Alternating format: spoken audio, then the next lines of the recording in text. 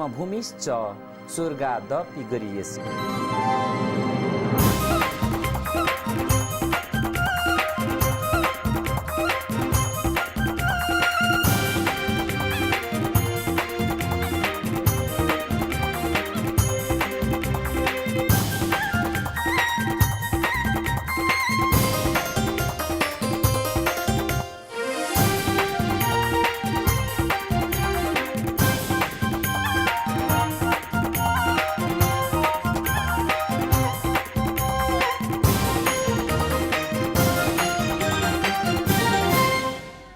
Good afternoon and welcome to Sagarmatha Television.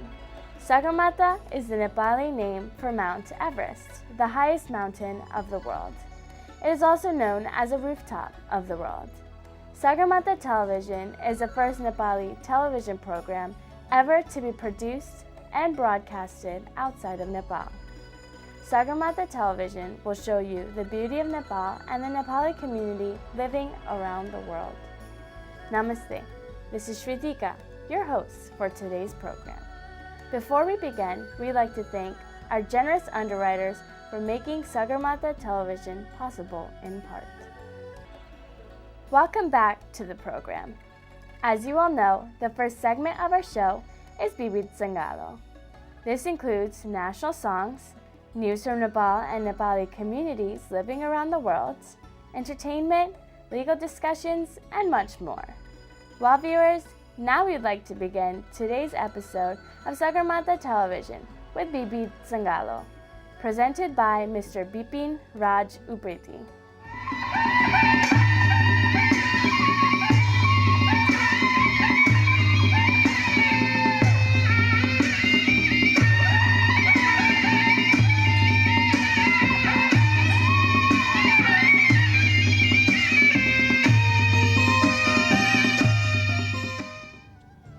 Hindu मानौ या बुद्ध मानौ सारा एउटै हो, जमिन माथि उभिदा नि भार एउटै हो। बाढी आओस् या पहिरो जाउन् हाम्रा बस्तीमा, आँसु झर्छन् पीडा हुँदा मार एउटै हो। सुल्टा कार्टुन वा उल्टा कार्टुन खसी राँगाहरू, भोजन गर्ने भोका पेट धार एउटै हो। झार्ने मनको पीडा बगाई दिने हाँसो खुसी, मधुर मधुर सङ्गीतको तार एउटै हो। राम्रा गरौँ सबको हाई हाई, गल्ती गर्दा थुक्छन् भत्केपछि नियम कानुन कारागार एउटै हो। बच्चा हुने एउटै काम, मर्छन् सबै पछि, बाँच्नसम्म डुल्ने घुम्ने संसार एउटै हो। बाँच्नसम्म डुल्ने घुम्ने संसार एउटै हो। फेसबुकबाट लिएका यी केही हरफहरूसहित आजको विविध सङ्गालो कार्यक्रमबाट म विपिन राज उप्रेतीको नमस्कार। आदरणीय दर्शकवृन्द, आज नोभेम्बर 23 तारिक ईस्वी सम्वत 2014, तदनुसार विक्रम सम्वत 2071 साल मङ्सिर 7 गते आइतबार प्रतिपदा तिथि। अब यहाँलाई स्वागत छ आजको यो विविध सङ्गालो कार्यक्रममा। त दर्शकवृन्द, आउनुहोस् आजको यो विविध सङ्गालो कार्यक्रम सुरु गर्न चाहन्छौँ यो एउटा नेपाली राष्ट्रिय गीतबाट।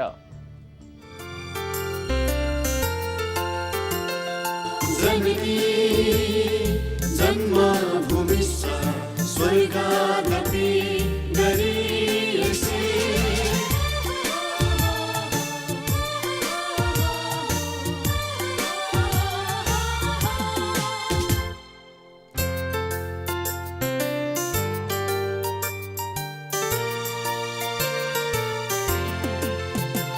हर रात सपनामा नेपाल देख्न पाऊँ, बिउझेर नेपालकै माटोलाई ढोग्न पाऊँ। हर रात सपनामा नेपाल देख्न पाऊँ, बिउझेर नेपालकै माटोलाई ढोग्न पाऊँ। एउटै छ इच्छा मनमा, शान्ति देख्न पाऊँ। यो चन्द्र सूर्य झन्डा उचाली राख्न पाऊँ, सगरमाथा जस्तै भएर बाँच्न पाऊँ। नेपाल आमा नेपाल, नेपाल आमा नेपाल।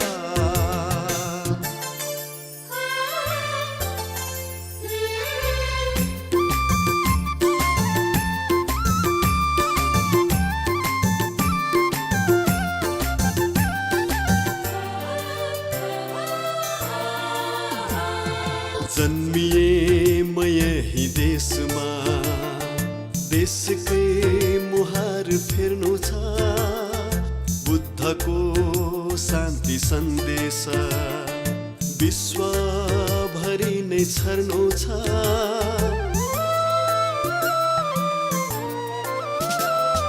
जन्मिए म यही देशमा, देशकै मुहार फेर्नु छ, बुद्धको शान्ति सन्देश विश्वभरि नै छर्नु छ।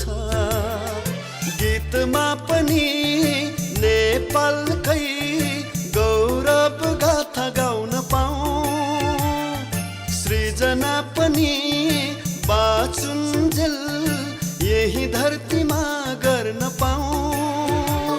यो चन्द्र सूर्य झण्डा उचाली राख्न पाऊँ, सगरमाथा जस्तै भएर बाँच्न पाऊँ। नेपाल आमा नेपाल, नेपाल आमा नेपाल।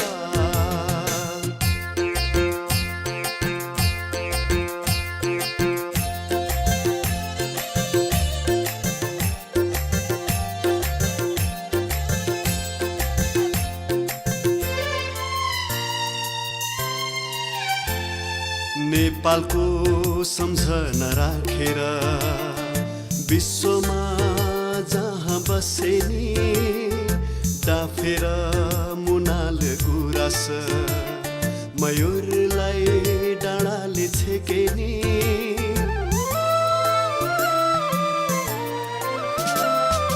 नेपालको सम्झना राखेर विश्वमा जहाँ बसे नि, डाफेर मुनाल गुराँस मयूरलाई डाँडाले छेके नि। नेपाली तिमी जहाँ जहाँ छौ, त्यही नै नेपाल साँच्न पाऊँ। तिमीले नेपाल नबिर्स, सम्झेर सँगै बाँच्न पाऊँ।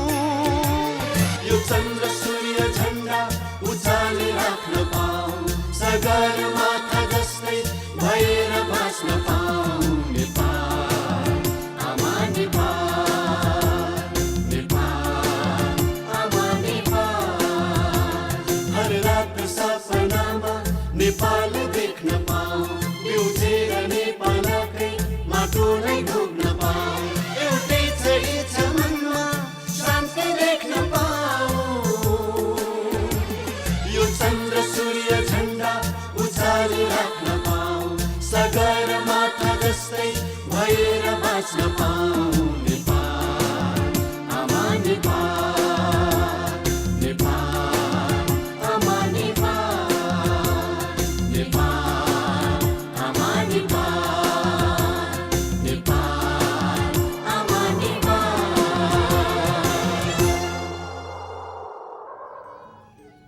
यो थियो सगरमाथा टेलिभिजन नेपाल प्रतिनिधि सरिता लामिछानेबाट प्राप्त एउटा नेपाली राष्ट्रगीत। आदरणीय दर्शकवृन्द, सगरमाथा टेलिभिजन नेपालको इतिहासमा विदेशमा चलेको सबैभन्दा पहिलो नेपाली टेलिभिजन कार्यक्रम हो। सगरमाथा टेलिभिजन इस्वी सम्मत 1996 वर्ल्ड भ्यू टेलिभिजनमा सुरु भई अहिले MSG नेटवर्क्सबाट यस DC क्षेत्रमा नियमित रूपमा प्रसारण भइरहेको छ, जुन स्याटेलाइट मार्फत अमेरिकाभरि र वेबसाइट मार्फत संसारभरिका दर्शकहरू सामु पुगेको छ। नेपाल हो, नेपाल हो, विश्वको लाग्छ प्यारो, लाग्छ प्यारो गाउँ पाखाभी। अगनीमा अगनीमा आमाको माया छ भन्छन्। टाढा हुँदा मेरो मनमा नेपाल नेपाल नेपाल दर्शन, नेपाल दर्शन, नेपाल दर्शन,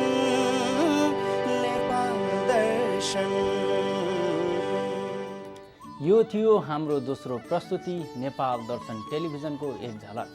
नेपाल दर्शन टेलिभिजन अहिले हरेक आइतबार दिउँसो 31 बजे अर्थात् यो कार्यक्रमको लगत्तैपछि यही एमएचजी नेटवर्क्समा प्रसारण हुँदैछ। नेपाल दर्शन टेलिभिजनको एक मुख्य उद्देश्य हो नेपालको परिचय विदेशीहरूलाई दिई उनीहरूलाई नेपाल घुम्न आकर्षण गर्नु अर्थात् नेपालको पर्यटन प्रवर्धनमा सहयोग पुर्याउनु। त दर्शकवृन्द, अब पालो छ एउटा वृत्तचित्रको। कोही कोही लुकेको स्वर्ग भन्छन्, कोही कौतुकमय डोल्पा। विकट पिछडिएको वा परिवर्तन पर्खिरहेको ठाउँ हो डोल्पा।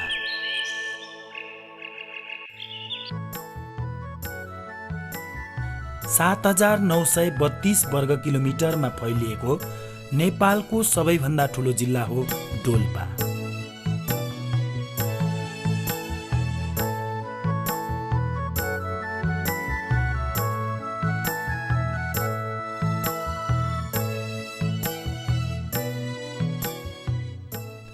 नेपाल सरकारले विश्व सम्पदा सूचीमा सूचीकृत गर्न प्रस्तावित से फोक्सुन्डो राष्ट्रिय निकुञ्ज यही छ।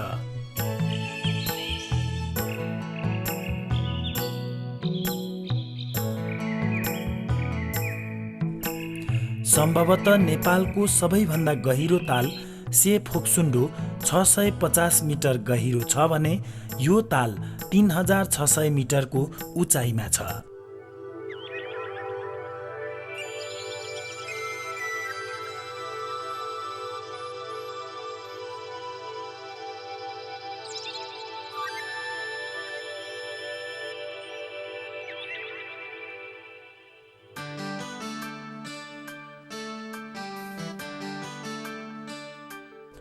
एक 167 मिटर अग्लो सुलीगाड झरना, यहाँको कञ्चन र निर्मल पानी हावामा बहेली खेलेको दृश्य डोल्पा सुन्दरताको परिचय हो।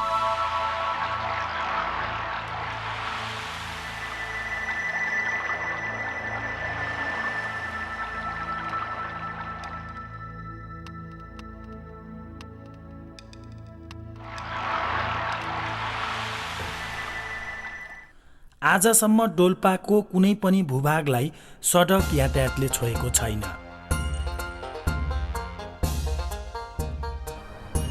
नेपालगञ्जबाट जुफालसम्म हवाई यातायातको सुविधा छ भने त्यसपछि डोल्पा भ्रमण गर्दा पैदल हिँड्नु पर्दछ।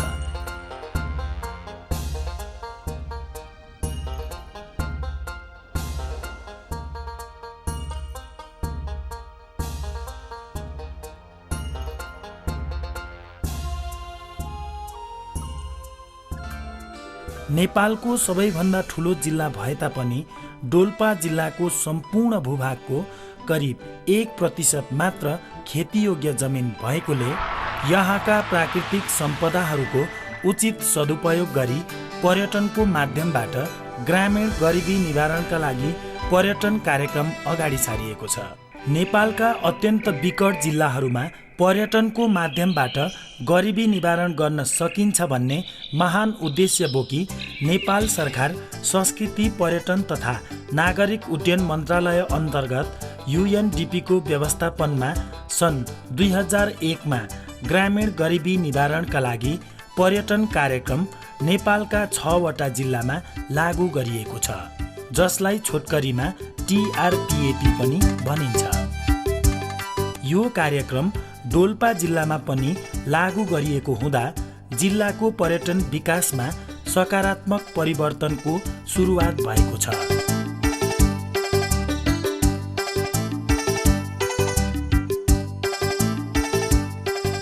जिल्ला विकास समिति डोल्पाको मातहतमा रही TRPAP ले यस जिल्लाका 7 वटा गाविसहरू दुनही, रिमी, पहाडा, जुफाल, लाहोन डाँडा, सहरतारा र धोमा आफ्ना कार्यक्रमहरू अगाडि सारेको छ। पर्यटन कार्यक्रमले आर्थिक सुधार कार्यक्रम अन्तर्गत सिपमूलक कार्यक्रमहरू, ट्रेकिङ गाइड, कोटर, हस्तकला उत्पादन, कुकिङ तालिम र ताजा तरकारी उत्पादन जस्ता झट्ट हेर्दा साना तर महत्त्वपूर्ण कार्यहरूमा सहयोग पुर्याउँदै आएको छ।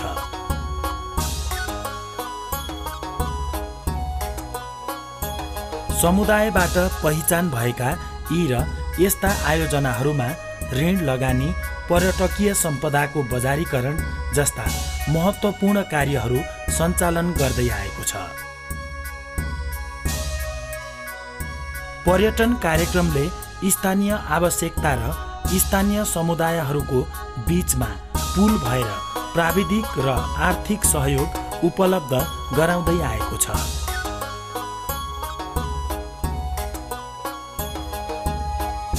पर्यटकहरूलाई आकर्षित गराउन प्रचार प्रसार पनि आवश्यक छ। डोल्पा सुन्दर छ, तर त्यो सुन्दरताको वर्णन र बयान पनि आवश्यक छ। राष्ट्रिय तथा अन्तर्राष्ट्रिय स्तरसम्म यसको व्यापक प्रचार प्रसार गरी धेरैलाई आकर्षित गर्नु परेको छ। यसको लागि पोस्टर, पम्पलेट, ब्रोसर, क्यालेन्डर प्रकाशित गर्ने कार्य पनि गर्दै आएको छ। यसो गरिँदा यहाँको सुन्दरता, महत्त्वपूर्ण सम्पदा र जनजीवनको प्रचार प्रसार हुनका साथै त्यसैका माध्यमबाट पर्यटकहरूलाई आकर्षित गर्न सकिन्छ।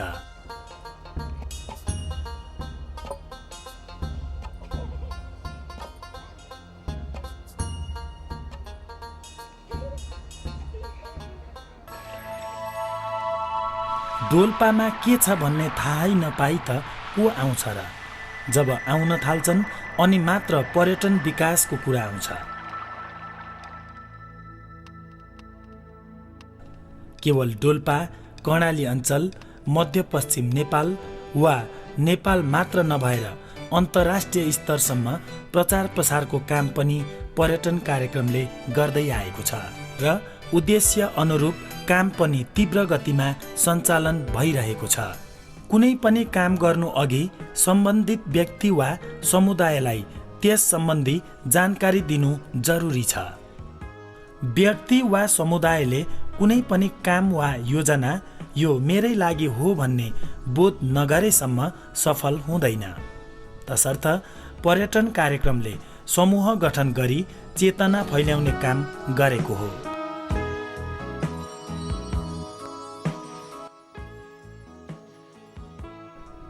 भौतिक पूर्वाधारहरूको निर्माण सँगसँगै पर्यटकीय सूचना प्रणालीको पनि स्थापना भएको छ।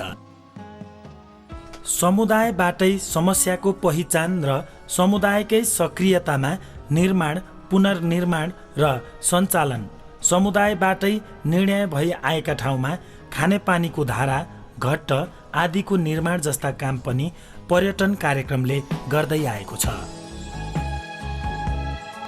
पूर्वाधार विकासमा फोहोर मैला व्यवस्थापनका लागि डम्पिङ साइट, सफा तथा स्वच्छ वातावरण कायम राख्ने उपायहरूको विकास तथा विस्तार गरिएको छ। गाउँ गाउँमा फोहोर मैला व्यवस्थापन तालिमहरू सञ्चालन गरिएको छ।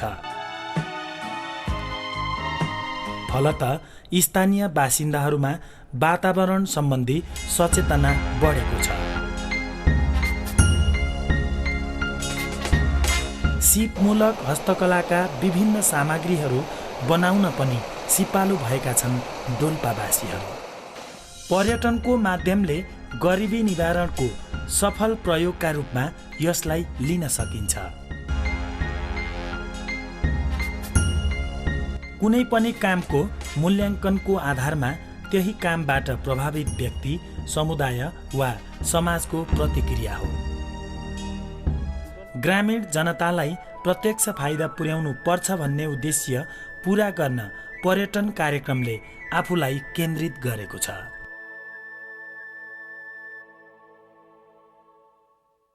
डोल्पा विभिन्न जनजातिको सङ्गम स्थल भएकाले यहाँ विभिन्न जनजातिहरूको बसोबास भएको पाइन्छ। यहाँ सुन्दर गुम्बाहरू पनि छन्। यिनै गुम्बाहरूको मर्मत, सम्भार र सुधार गरी स्थानीय संस्कृतिको सुधार गरिएको छ। संस्कृति भनेको यी गुम्बा र अरू मन्दिरहरू मात्र नभएर संस्कृति भनेको जीवनशैली पनि हो।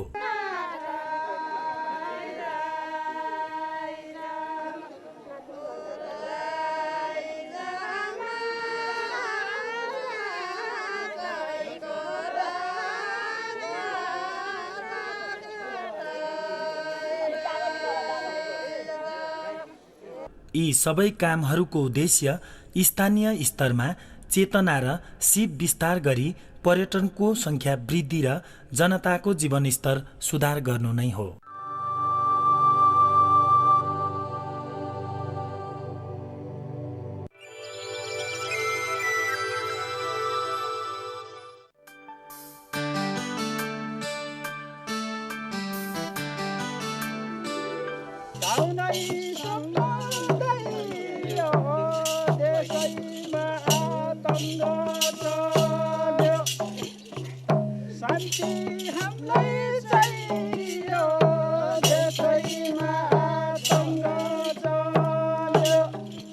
पर्यटकको सुविधाका लागि टिआरपिएपीले जुफालमा एउटा टावरको पनि व्यवस्था गरेको छ।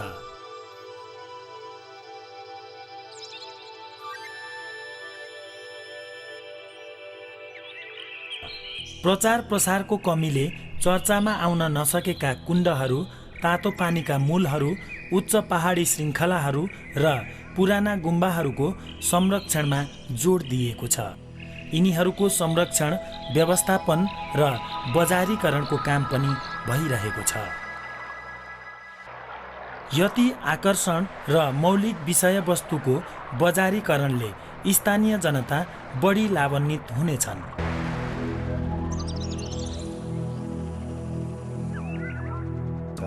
विदेशी मात्र होइन, स्वदेशीहरूका लागि पनि डोल्पा भ्रमण र गन्तव्यको केन्द्र हो। तुलनात्मक रूपमा नौलो र धेरै खोजी नभएको ठाउँ हो डोल्पा। डोल्पा सुन्दरता र कौतूहलताको राजधानी नै हो। आकर्षक हिमश्रृङ्खला, उच्च पहाड र पत्रे चट्टानहरू, भेरी, सुलीगाड, जैरीगाड र यिनै नदीहरूले बनाएका गल्छीहरू डोल्पाका आकर्षण हुन्।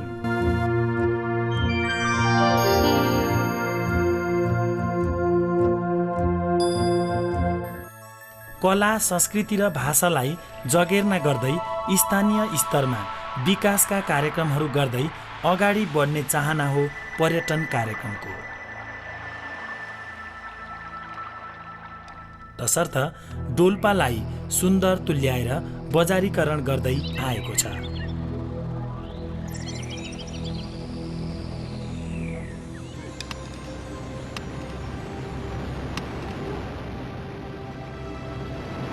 पूर्व बुद्धकालीन धर्म मान्ने बोन्पो जाति डोल्पाको महत्त्वपूर्ण जीवित सभ्यता हो।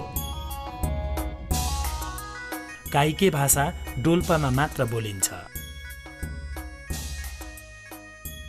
यसरी खोज र अन्वेषण गर्न चाहनेहरूका लागि उत्सुकता र रहस्यको केन्द्र पनि हो डोल्पा। त्यसै अडिएनन् एरिक भ्याली र बनाएनन् क्याराभान। यिनै रहस्य, उत्सुकता र कलात्मक सुन्दरताले दुनियाँलाई आकर्षित गर्छ डोल्पाले।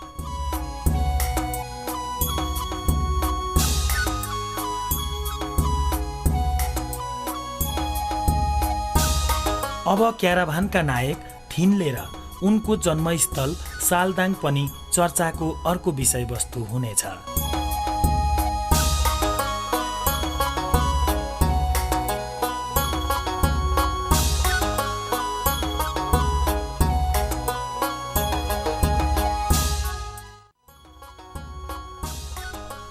नेपालकै सबैभन्दा ठुलो जिल्ला डोल्पा, जहाँ 1% मात्र खेतीयोग्य जमिन, जहाँ लगभग 30,000 जनताको बसोबास छ, तर नेपालकै गौरव बढाउने बहुमूल्य यासा गुम्बा पनि यहाँ पाइने हुनाले यहाँका मानिसहरूको आर्थिक अवस्थामा सुधार गर्न यसले पनि महत्त्वपूर्ण भूमिका खेलेको छ।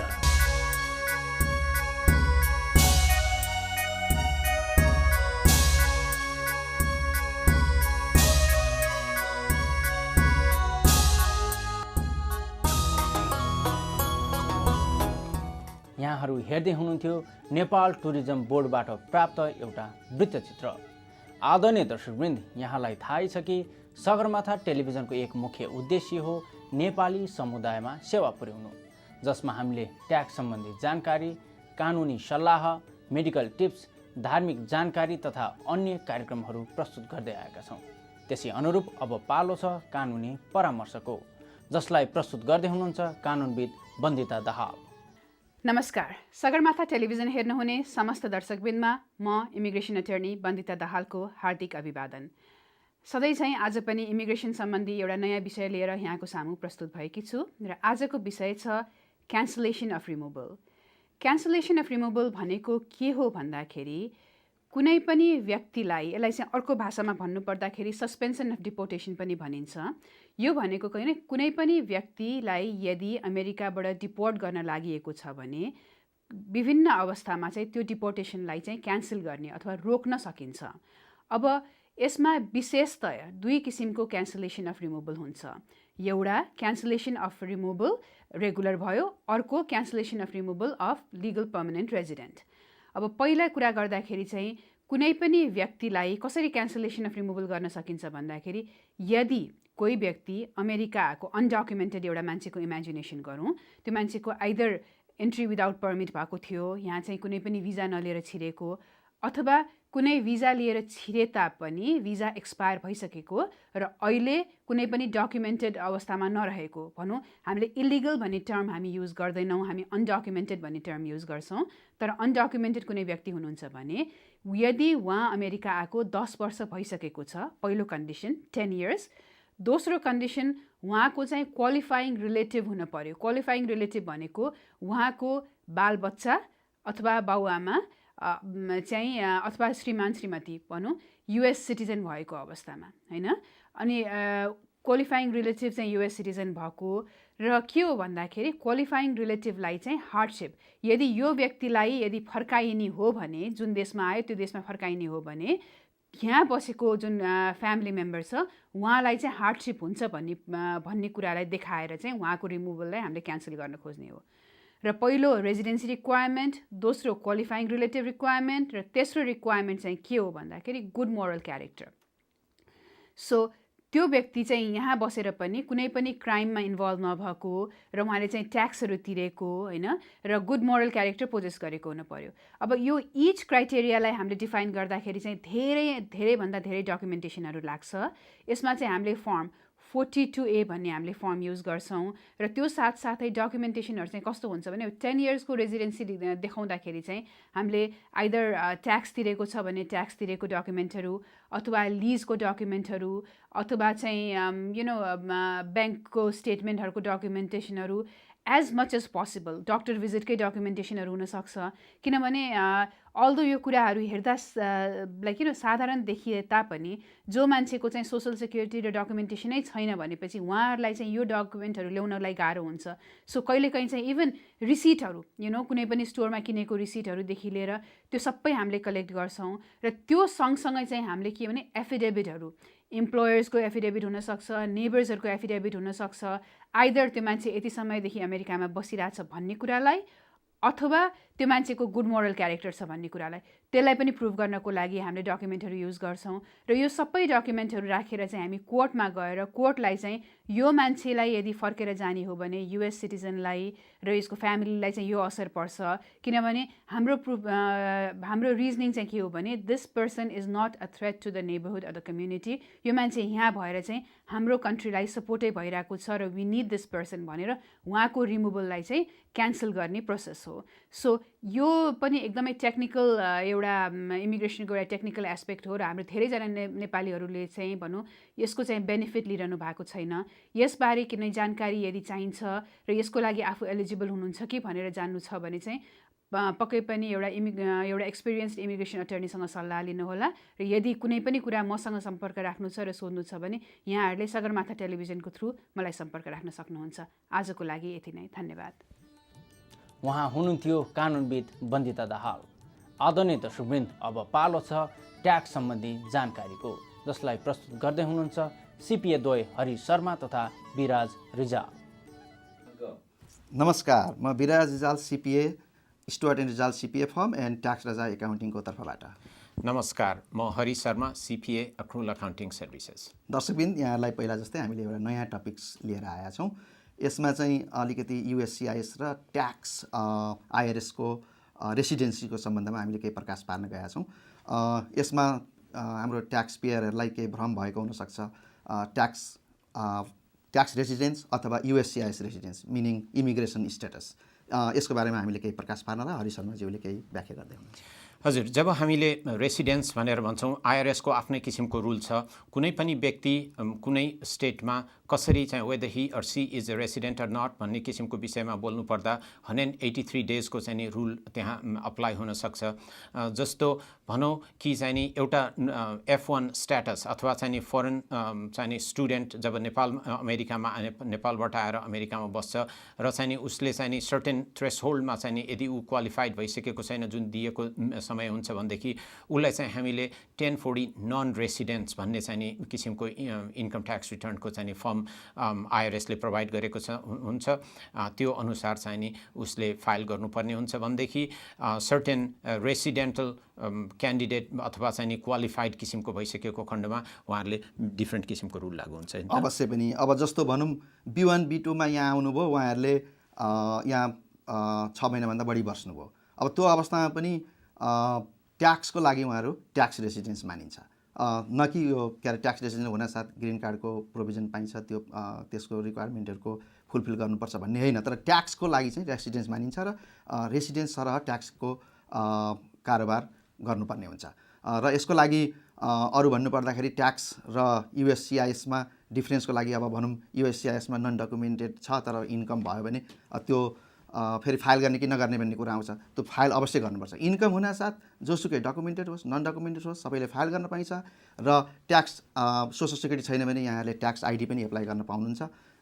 साथै र हरि शर्माज्यूले अरू के थप्नु? हजुर, बेसिकली उहाँले अहिले चाहिँ नि हाम्रो कुरा के भइरहेको थियो भन्दाखेरि नन रेसिडेन्ट इमिग्रेन्टहरूले पाउने बेनिफिटहरू जसको चाहिँ सोसल सिक्युरिटी पनि छैन भनेदेखि still they are qualified for चाहिँ नि यो ट्याक्स आइडेन्टिफिकेसन नम्बर TIN भन्छ।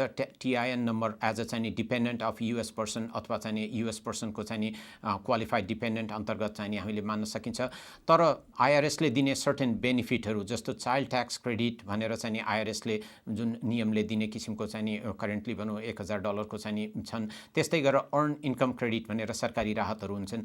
त्यस्ता किसिमका सरकारी बेनिफिटहरू चाहिँ त्यो TIN नम्बर जेनरली त्यो चाहिँ नि 9 को डिजिटबाट सुरु हुने हुन्छ।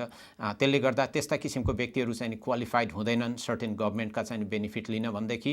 हाउएभर त्यस्तो नन रेसिडेन्ट एलियनहरूले पनि यदि US बेस्डमा चाहिँ कुनै पनि आम्दानी गर्नुभएको छ भनेदेखि ती आम्दानीहरू दे आर सब्जेक्ट टु चाहिँ नि फेडरल र चाहिँ स्टेट इन्कम ट्याक्सको लागि चाहिँ नि फाइल गर्नुपर्ने हुन्छ। अझ भन्नुपर्दा US रेसिडेन्सको रिक्वायरमेन्ट अनुसार हामीले वर्ल्ड वाइड इन्कम चाहिँ US मा रिपोर्ट गर्नुपर्ने हुन्छ र त्यो पनि एउटा महत्त्वपूर्ण पार्ट हो, यहाँले ख्याल गर्नु होला। हजुर, बेसिकली कुरा के त भन्दाखेरि कोड सेक्सन 61A ले के भन्छ त क्लियरली भन्दाखेरि whatever sources derive from considered as your gross income भनेर भन्छन्।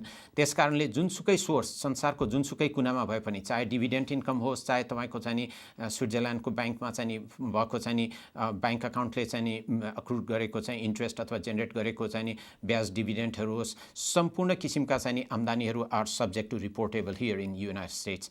त्यसकारणले सर्टेन एक्सपेन्सहरू पनि तपाईँलाई चाहिँ क्वालिफाइड एक्सपेन्सहरू चाहिँ नि नियमले दिन सक्छन्। त्यसकारणले पहिलो कुरो के त भन्दाखेरि जब तपाईँले चाहिँ रिपोर्टेबल इन्कमको चाहिँ नि कुराहरू गर्नुहुन्छ भनेदेखि सम्पूर्ण इन्कम्स आर सब्जेक्ट टु यहाँको चाहिँ नि हाम्रो US इन्कमको चाहिँ रिपोर्टेबल हुन्छन्, होइन त? हजुर, अवश्य पनि। त्यही भएर यहाँहरूले यो ट्याक्सको लागि आफूले आफ्नो प्रोफेसनसँग सम्पर्क गर्नु होला, किनकि यो एकदम कम्पलसरी म्याटर हो।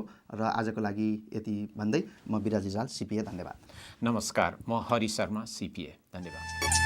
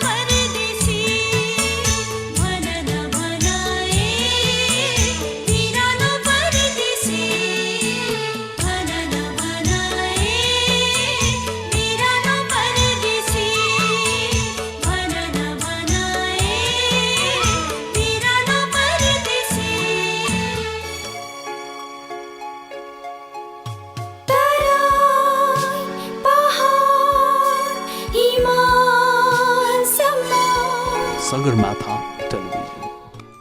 Namaste, I'm Risa. You're watching Sagamata Television.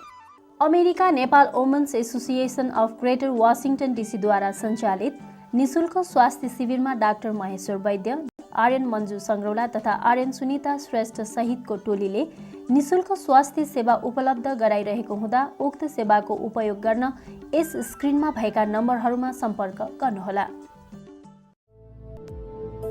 हाम्रा पूजनीय बुबा तीर्थ तामाङको 69 वर्षको उमेरमा गत नोभेम्बर 16 तारिकका दिन असामयिक निधन भएको हुँदा हामी दिवंगत आत्माको चिर शान्तिको कामना गर्दै हार्दिक श्रद्धाञ्जली व्यक्त गर्दछौँ। साथै भोलि नोभेम्बर 24 तारिक सोमबार बिहान 10 बजे बेकर पोस्ट फ्युनरल होममा हुन गइरहेको अन्तिम दाह संस्कारमा उपस्थित भइदिनु हुन यहाँहरू सबैमा हार्दिक अनुरोध गर्दछौँ। श्रीमती माई तामाङ, छोरा बुहारी उत्तर लामा तथा दिपा लामा, छोरा पेमा लामा, छोरीहरू बिमला, चमला तथा कमला लामा, ज्वाइँ प्रज्वल ताम्राकार, नातिनी सेहना लामा।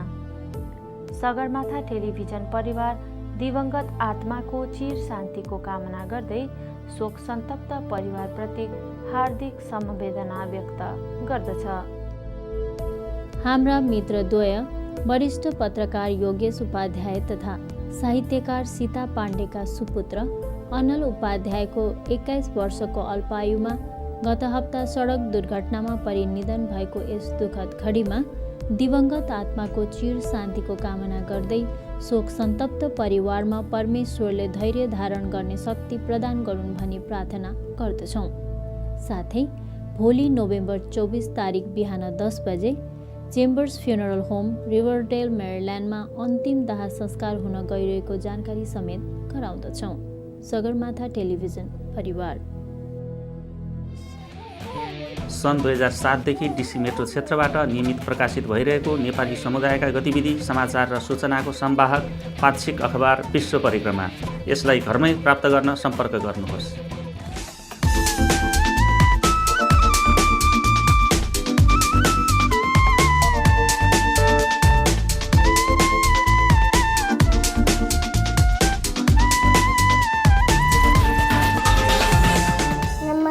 सरिषा अलिकति तपाईँहरूले हुनुहुन्छ सगरमाथा टेलिभिजन। आदरणीय दर्शकवृन्द, हामी आजको यो विविध सङ्गालो कार्यक्रमको अन्त्यतिर आइपुगेका छौँ। सगरमाथा टेलिभिजन तथा नेपाल दर्शन टेलिभिजन तपाईँहरूको सहयोग, सल्लाह, सुझाव तथा प्रतिक्रियाहरूको सधैँ अपेक्षा गर्दछ, जसका लागि हाम्रो ठेगाना हो Sagarmatha television, PO Box 1400, Lotan, Virginia 22079। हाम्रो इमेल ठेगाना हो info@nepaltvusa.com। हामीलाई फोन गर्न सक्नुहुनेछ। हाम्रो फोन नम्बर हो 703-926-9530। हवस् त दर्शकवृन्द, अब यहाँहरू समक्ष नेपाल टुरिज्म बोर्डबाट प्राप्त नेपालका केही रमणीय दृश्यहरू प्रस्तुत गर्दै आजको यो विविध सङ्गालो कार्यक्रमबाट म विपिन राज उप्रेती बिदा चाहन्छु। आगामी कार्यक्रमसम्मका लागि बिदा दिनुहोस्। नमस्ते।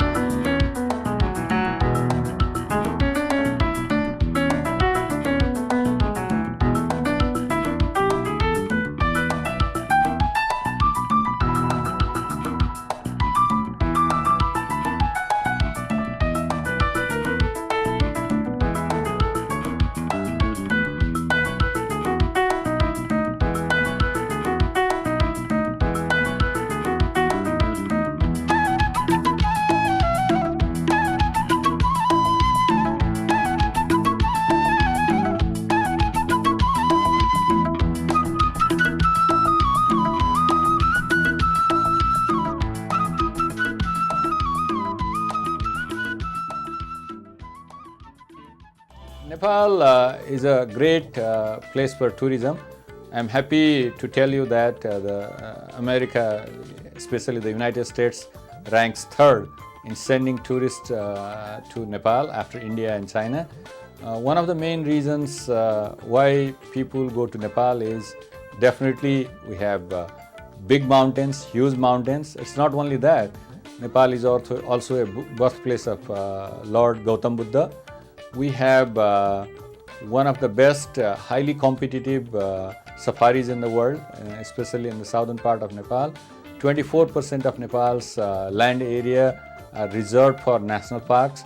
So, and then about 10 World Heritage Sites are in Nepal. So there are numerous advantages of Nepal. So lots of tourists, not only from US, but all over the world, they would like to go to Nepal.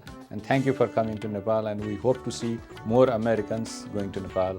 It is good to know that Sagarmatha Television is initiating the Nepal Darshan Television, which has been excellent. I have seen the program.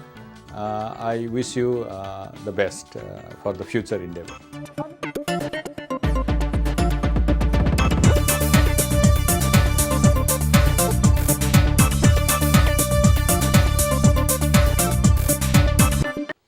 नमस्कार, म Durga Prasad Bhurtel, attorney at ल। मेरो ल form Bhurtel ल form र म न्युयोर्कमा गत 10 वर्षदेखि प्र्याक्टिस गर्दै आइरहेको छु। दर्शक महानुभावहरू, तपाईहरूले गत हप्ता मैले तपाईलाई के भनेको थिएँ भने एक्सिडेन्ट अथवा चाहिँ दुर्घटना कसरी हुन्छ र रिजनेबल मान्छेको एउटाको ड्युटी छ, तर त्यो ड्युटी ब्रिज गर्यो भने र त्यो ब्रिज गरेको कारणले अरू कसैलाई चोट लाग्यो भने त्यसले त्यो ड्युटी ब्रिज गरेको मान्छेले चोट लागेको मान्छेलाई क्षतिपूर्ति दिनुपर्छ भन्ने कुरा भनेको थिएँ। अब त्यो ड्युटी अथवा त्यो ब्रिज भनेको के हो त भन्दाखेरि हामीले अर्को शब्दमा भन्दाखेरि रङफुल एक्ट अथवा फल्ट, गल्ती। कसको गल्ती हो त? त्यो गल्ती गर्ने मान्छेले गल्ती नगर्ने मान्छेलाई, जसलाई चाहिँ चोट लाग्यो, चोट लागेको कारणले उसलाई चाहिँ भएको चाहिँ क्षतिपूर्ति दिनुपर्छ भन्ने अमेरिकन कानुन छ। र अब यसमा विभिन्न, अब तपाईँ कुन स्टेटमा हुनुहुन्छ त्यसमा भर पर्छ र यसको बारेमा म अलिकति पछाडि जान्छु। तर त्योभन्दा पहिला म अब तपाईँलाई भन्छु, अब तपाईँले एक्सिडेन्ट हुनासाथ के गर्नुपर्छ त, एटलिस्ट मिनिमम कुराहरू के गर्नुपर्छ त भन्ने बारेमा म तपाईँलाई छोटकरीमा भन्छु। एउटा त मानिलिनुहोस् तपाईँ गाडी चलाइरहनु भएको छ, बिहान हतार छ, हतार भएको अवस्थामा तपाईँ चाहिँ काममा गइरहेको बेलामा होस् अथवा कामबाट आइरहेको बेलामा होस् अथवा चाहिँ तपाईँ कुनै अरू महत्त्वपूर्ण एपोइन्टमेन्ट अथवा फ्यामिली अथवा कुनै पनि तरिकामा तपाईँ गइरहेको बेलामा मानिलिनुहोस् तपाईँको बिना गल्ती अर्को मान्छेले आएर गाडीले तपाईँलाई ढ्याङ्ग हानिदियो र तपाईँलाई चाहिँ अब एक्सिडेन्ट भयो। एक्सिडेन्ट भइसकेपछि अब फर्स्ट थिङ तपाईँले के गर्ने त? अब त्यो कुरा चाहिँ भेरी इम्पोर्टेन्ट छ। हेर्नुहोस्, स्पेसली अब तपाईँहरू भर्जिनिया स्टेटमा अथवा चाहिँ म्यारिल्यान्डमा अथवा चाहिँ डिसीमा बस्नेका चाहिँ दर्शक महानुभावहरू, तपाईँहरूले एकदम ख्याल गर्नुपर्ने कुरा के छ भन्दाखेरि, र अरू स्टेटमा बसेका दर्शक महानुभावहरूले पनि ख्याल गर्नुपर्छ। यो सबै दर्शक महानुभावहरूलाई लाग्छ यो कुरा। तपाईँ सबैभन्दा पहिला एक्सिडेन्ट भइसकेपछि तपाईँले मेक स्योर गर्नुहोस् तपाईँ आफू सेफ हुनुहुन्छ कि छैन। इम्पोर्टेन्ट भनेको जीवन हो, लाइफ हो। त्यसपछि तपाईँको आफ्नो प्यासेन्जरहरू कोही छन् छैनन्, उनीहरूलाई के छ हेल्थ यताउति, त्यो चाहिँ मेक स्योर गर्नुहोस् एभ्रिबडी इज ओके। त्यसपछि तपाईँ सेफ प्लेसमा गएर बस्नुहोस्। त्यहाँ चाहिँ अब जस्तो हाइवेमा होला, कसमा के होला, कस्तो होला, एटलिस्ट तपाईँ सेफ भएर बस्नुहोस्। त्यसपछि तपाईँले इमिडिएटली, मेरो सल्लाहमा इमिडिएटली 911 कल गर्नुहोस् र पुलिसलाई रिपोर्ट लेखाउनुहोस्। र भेरी इम्पोर्टेन्ट, पुलिस रिपोर्ट लेखाउँदाखेरि के ख्याल गर्नुहोस् भने तपाईँको स्टेटमेन्ट, तपाईँको भएको कुरा के हो, तपाईँको पार्ट, तपाईँले गल्ती नगरेको र अर्को मान्छेको गल्तीको कारणले तपाईँलाई एक्सिडेन्ट भएको हो भन्ने कुरा चाहिँ क्लियरली लेखाउनु होला। किनभने जनरली यहाँ चाहिँ कस्तो हुन्छ नि, मैले अहिले देखिरहेका चाहिँ अरू मैले गरिरहेका केसहरूमा अहिलेसम्म कुनै केसहरूमा कस्तो देखिया छ भने अर्को मान्छेले जसले गल्ती गर्यो त्यसले नै के भन्छ भने उसले गल्ती गरेको भएर मलाई चाहिँ एक्सिडेन्ट भएको भनेर तपाईँलाई उल्टा भनिदिन्छ। त्यो भएर पुलिसले के लेख्यो, कस्तो लेख्यो र तपाईँको आफ्नो स्टेटमेन्ट आयो कि आएन, त्यो कुरा चाहिँ भेरी केयरफुल्ली चाहिँ लेख्नु होला र पुलिसलाई भन्नु होला। त्यसपछि तपाईँले सक्नुहुन्छ भने फोटो खिच्नुहोस् ठाउँको, कहाँनिर कति टायर स्क्रिचिङ छ, तपाईँ कहाँ रोकेर बस्नुभएको थियो, अर्को मान्छेको चाहिँ कति ड्यामेज भएको छ, तपाईँको कति ड्यामेज भएको छ, यी कुराहरू चाहिँ फोटो खिचेर क्लियरली राख्नुहोस्। र तेस्रो, तपाईँले सक्नुहुन्छ भने कोही देखेको विटनेस छ, कोही मान्छे छ भने त्यसको नाम र फोन नम्बर लिनुहोस्। तपाईँलाई थाहा छैन भोलि के चाहिन्छ, किन चाहिन्छ, के हुन्छ, कसो हुन्छ। र चौथो, तपाईँले के गर्नुहोस् भने अलिअलि दुखेको भए पनि मेक स्योर गर्नुहोस् तपाईँ हस्पिटल गएर आफ्नो पुरा चेकअप गरेर तपाईँ क्लियर हुनुहुन्छ, तपाईँलाई केही समस्या छैन भन्ने कुरो चाहिँ हस्पिटलबाट क्लियरेन्स भएर मात्रै तपाईँ निस्कनु होला। नत्र भने पछि चाहिँ तपाईँलाई अब त्यहाँभित्र के भएको हुनसक्छ, 2 दिन 3 दिन 1 हप्ता 2 हप्तापछि तपाईँको पेनहरू, तपाईँको चाहिँ इन्जुरीहरू आउन सक्छन्। त्यस कारणले गर्दाखेरि तपाईँले मेरो सल्लाह अनुसार चाहिँ हस्पिटल गएर आफ्नो चाहिँ स्वास्थ्य चेकअप गर्नु, आफ्नो चाहिँ परिवारको स्वास्थ्य चेकअप गर्नु अथवा प्यासेन्जरको स्वास्थ्य चेकअप गराउनु इम्पोर्टेन्ट हुन्छ र त्यो गर्नुहोस् भन्ने म रिक्वेस्ट गर्छु। र दर्शक महानुभाव, म फेरि विस्तृत रूपमा अरू कुराहरू चाहिँ नेक्स्ट एपिसोडमा आउनेछु। अहिलेलाई तपाईँसँग बिदा चाहन्छु। नमस्कार।